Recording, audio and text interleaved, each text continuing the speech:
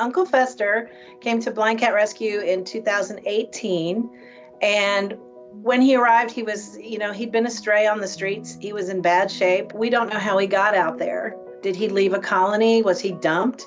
Was he thrown out because he got sick? We just don't know what his past was. He had to have really been smart to make it as long as he did living on the streets, and lucky. I think if you're blind and you're out there doing that, there's an element of luck too. He made it.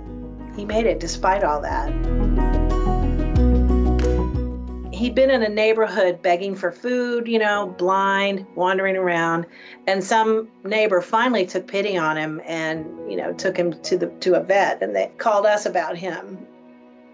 Whenever they come in, they're assessed, and we take them however they come in. That's the commitment. When they come in the door, they're there for life, and they won't ever have to suffer again. They'll always get what they need. He clearly had an untreated upper respiratory infection, and the most surprising thing was his x-ray, because when you look at it, he's just riddled with birdshot all around his body. And obviously we couldn't take all those little BBs out. You can feel them sometimes under his skin, but they don't bother him. They don't cause him any pain. But it's just a horrible testimony to how mean people can be to animals who can't defend themselves.